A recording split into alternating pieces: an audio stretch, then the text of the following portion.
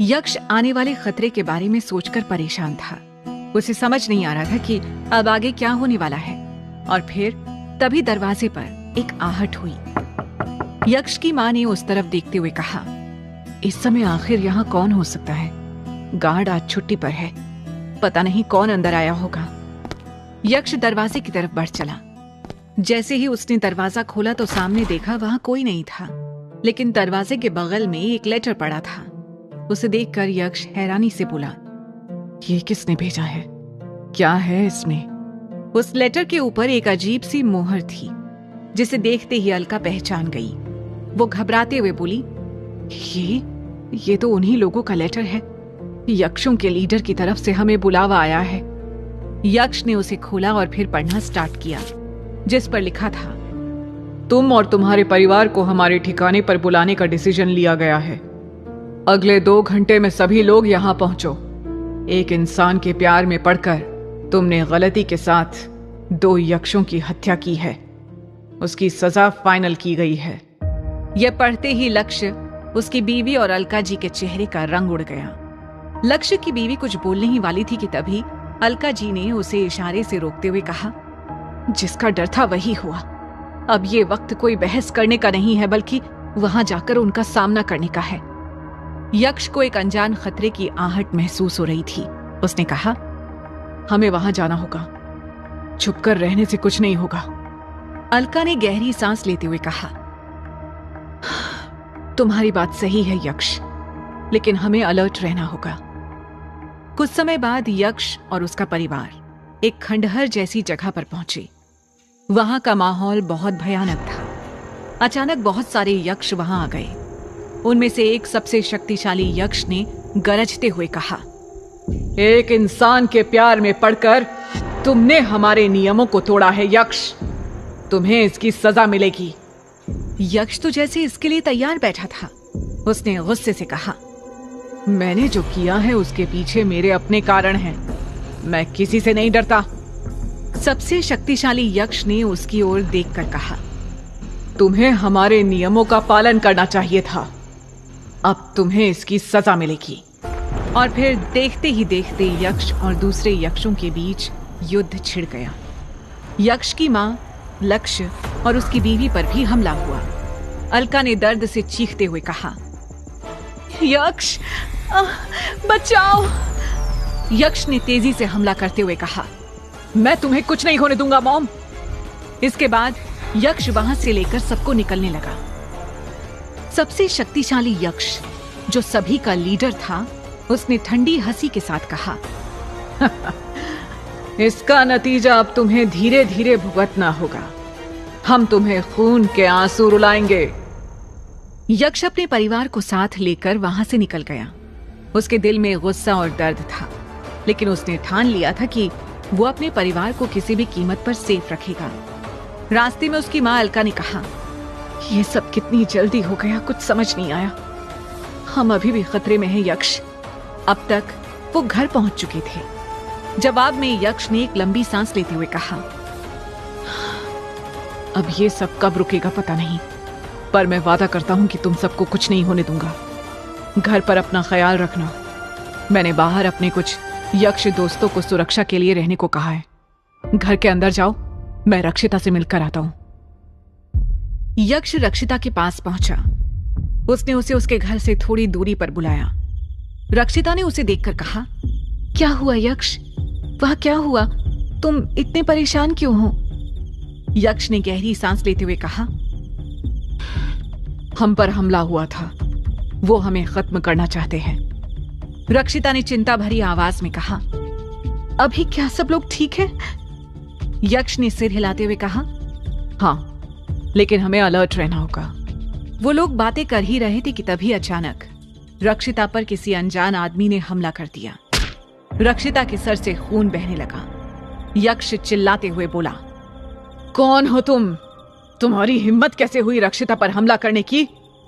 लेकिन उसने यक्ष की बात सुने बिना फिर से रक्षिता पर वार किया। यक्ष ने उसे बचाने की कोशिश की, लेकिन हमलावर भागने में सफल रहा। यक्ष ने घबराते हुए कहा, रक्षिता, तुम ठीक तो हो?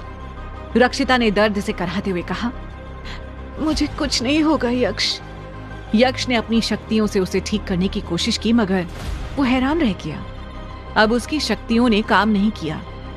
यक्ष चौंकते हुए बोला, लगता है किसी ने मेरी शक्तियों को बांध दिया है। मैं तुम्हें हॉस्पिटल ले चलता हूं। यक्ष ने उसे ले जाते हुए कहा, तुम घबराओ मत रक्षिता, मैं तुम्हें कुछ भी नहीं होने दूंगा। रक्षिता के चेहरे पर फिर भी मुस्कुराहट थी। वो धीरे से बोली, जब तक तुम मेरे साथ हो मुझे कुछ भी नहीं होगा यक्ष।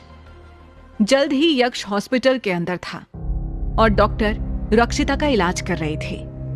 यक्ष का गुस्सा थोड़ा शांत हो गया, लेकिन तभी उसके दिमाग में कुछ खटका और वो खुद से बोला, जो हमलावर था मुझे उसके पास से कोई जानी पहचानी खुशबू आ रही थी। ओह हाँ, ऐसी खुशबू तो आकाश के जिस्म से आती थी। यक्ष के दिमाग में आकाश का ख्याल आते ही वो अगले ही पल सतर्क हो गया। रक्षिता के ठीक होते ही यक्ष ने रक्षिता से कहा, मुझे कुछ समय के लिए जाना होगा। रक्षिता ने चिंता भरी आवाज में कहा, कहां जा रहे हो यक्ष? यक्ष ने गंभीरता से कहा, मुझे आकाश से मिलना है। उसके पास हमारे सवालों के जवाब हो सकते हैं। रक्षिता ने उसके हाथ को कसकर पकड़ते हुए कहा, अलर्ट रहना यक्ष। रात के अंधेरे में यक्ष उस तरफ बढ़ रहा था जहां आखिरी बार उसने आकाश को छोड़ा था। आकाश के ठिकाने पर पहुंचते ही यक्ष ने देखा कि वहां एक अजीब सा सन्नाटा था। उसने सावधानी से कदम बढ़ाया और धीरे धीरे उस जगह की ओर बढ़ा जहां आकाश हो सकता था। आकाश खुद से ही बातें करते हुए बड़बड़ा रहा था। उसकी आवाज सुनते ही यक्ष के दिल में गुस्सा भर गया। उसने आकाश की ओर बढ़ते हुए कहा, आकाश बाहर आओ, मुझे तुमसे बात करनी है। आकाश ने ठंडी हंसी के साथ कहा, तुम यहां क्यों आए हो रुद्र? तुम्हें तो अपनी जान बचानी चाहिए। यक्ष ने गुस्से से कहा, मैं यहां अपने सवालों का जवाब लेने आया हूं। आकाश ने उसकी ओर देखते हुए कहा, तुम्हारे सवालों के जवाब उतने आसान नहीं है रुद्र। यक्ष ने गुस्से से कहा, मैं अपने सवालों के जवाब पाकर रहूंगा आकाश। आकाश ने एक ठंडी हंसी के साथ कहा, तो ठीक है रुद्र, अगर तुम्हें जवाब चाहिए तो तुम्हें मेरे साथ एक खेल खेलना होगा। यक्ष ने उसकी आंखों में देखते हुए कहा, ये क्या बकवास कर रहे हो तुम? मुझे बताओ कि रक्षिता के ऊपर तुमने हमला क्यों करवाया? आकाश ने कहा, वो सब छोड़ो, सब पता चल जाएगा तुम्हें। पहले तो देखते हैं कि तुम इस खेल में कितना सह सकते हो। यक्ष ने उसकी बात को अनसुना करते हुए कहा, मुझे तुम्हारे खेल में कोई इंटरेस्ट नहीं है, मुझे सिर्फ अपने सवालों के जवाब चाहिए। आकाश ने उसकी ओर देखकर कहा, ठीक है रुद्र, तुम्हें तुम्हारे सवालों के जवाब मिलेंगे, लेकिन उसके लिए तुम्हें कुछ कीमत चुकानी होगी।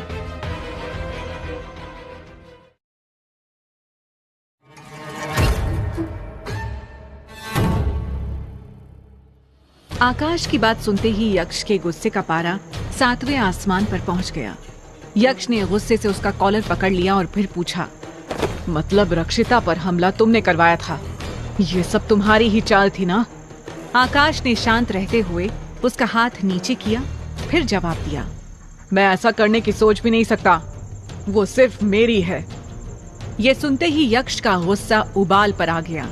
उसने तीखी टोन में कहा, तुम्हें रक्षिता से कोई मतलब नहीं होना चाहिए, वो मेरी जिंदगी है। मुझे समझ नहीं आ रहा है कि तुम उसका पीछा क्यों नहीं छोड़ रहे, या फिर अपनी जान प्यारी नहीं है तुम्हें? आकाश ने एक तीखी हंसी हंसी, फिर उसे समझाने की कोशिश की, रुद्र, अगर तुम उसे छोड़ दोगे तो सब कुछ ठीक हो जाएगा। और तभी यक्ष का सब्र जवाब दे गया। उसका एक जोरदार मुक्का आकाश के चेहरे पर पड़ा, जिससे वो दूर जा गिरा। आकाश ने कहा, मुझे मजबूर मत करो रुद्र, मेरा वार इतना साधारण नहीं होगा जिसे तुम झेल सको। यक्ष आकाश की बातों का मतलब नहीं समझ पाया। वो कुछ बोलने ही वाला था कि तभी यक्ष का फोन बजा। उसने फोन उठाया और बातें करने लगा। तभी उसने देखा कि आकाश वहां से जा चुका था। वो चौंकते हुए बोला, अरे ये कहां चला गया? क्या चल रहा है इसके दिमाग में? मुझे इसका पीछा करना चाहिए। यक्ष उसे चारों तरफ नजरें दौड़ाकर ढूंढने लगा और तभी उसे एक जगह आकाश जाता हुआ दिखा। अगले ही पल वो उसका पीछा करने लगा।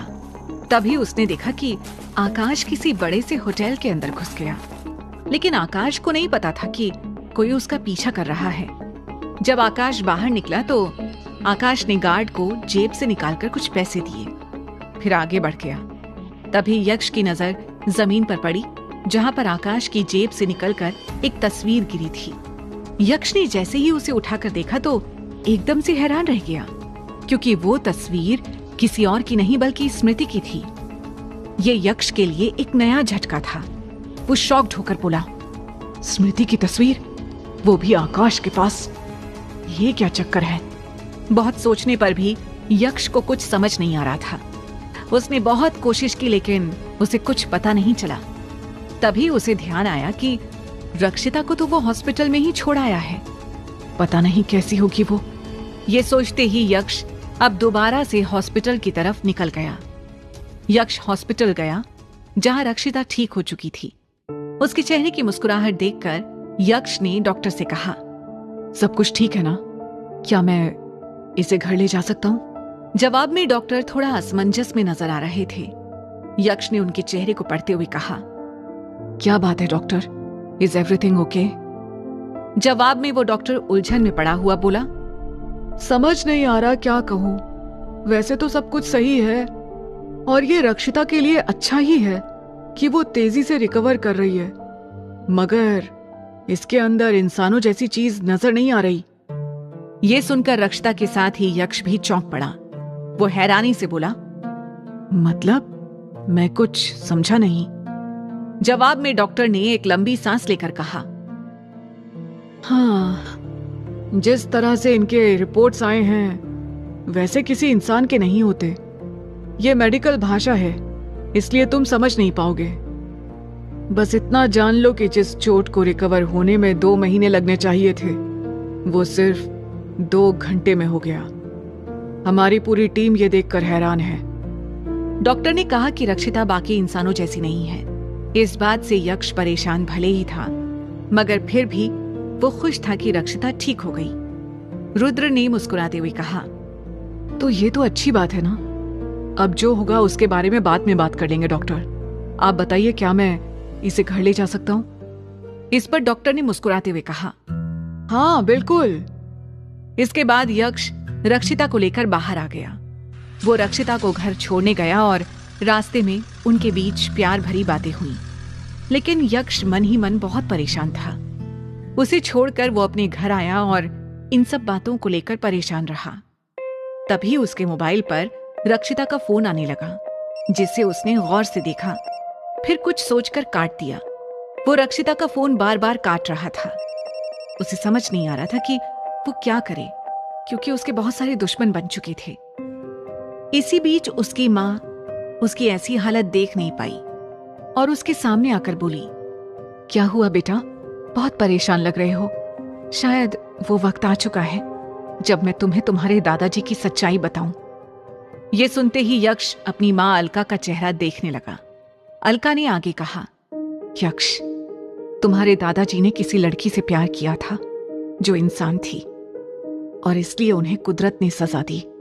बल्कि कुदरत ने नहीं, यक्षों की दुनिया के नियमों ने।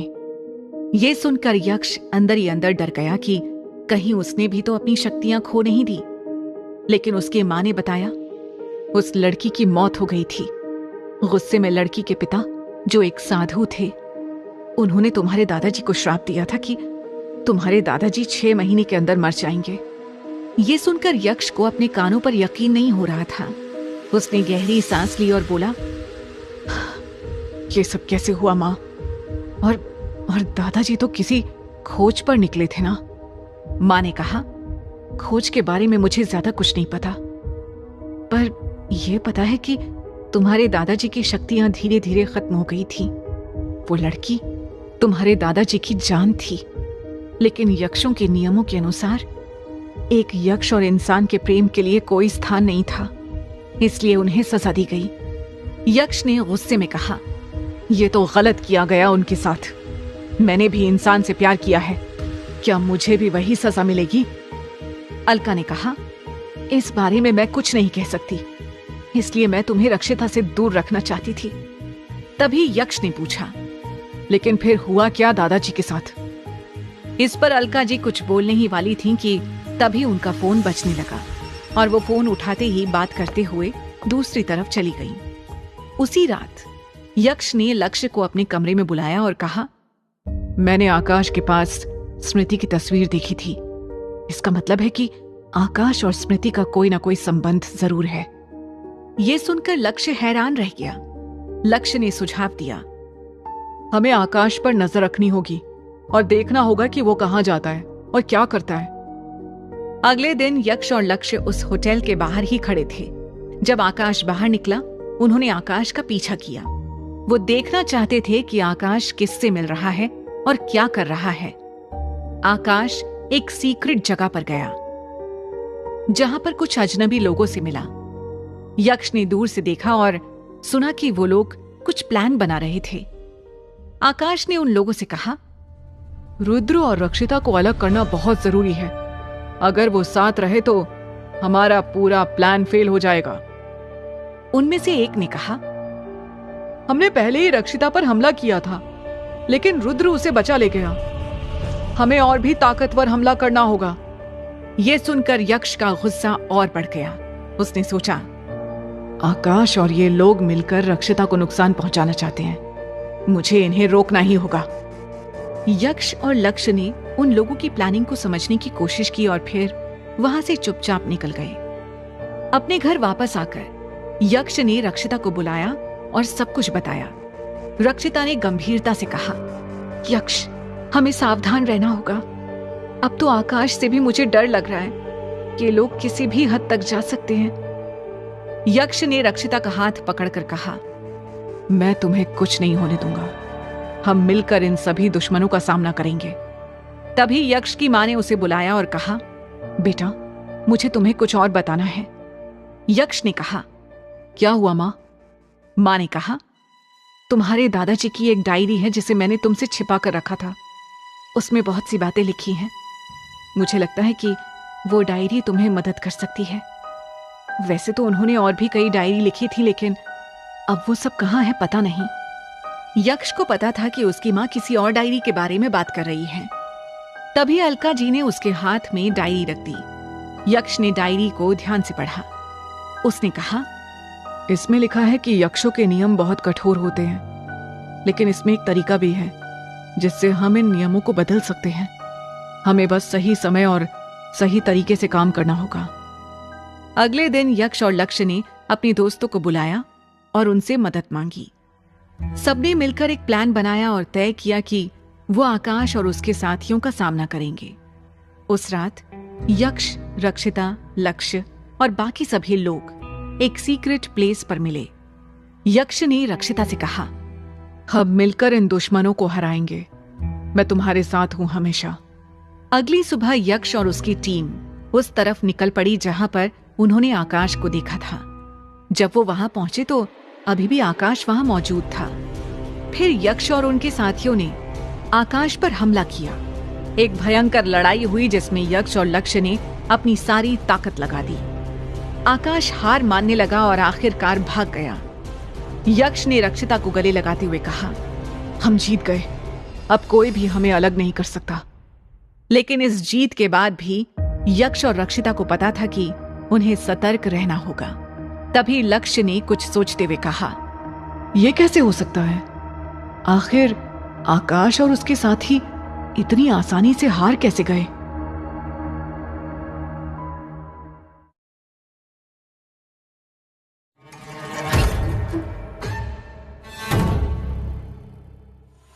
लक्ष्य ने जैसे ही कहा कि वो लोग इतनी आसानी से कैसे हार गए, तभी उसके पीछे से आकाश की आवाज आई, तुम सबको क्या लगा कि मुझे हरा दोगे?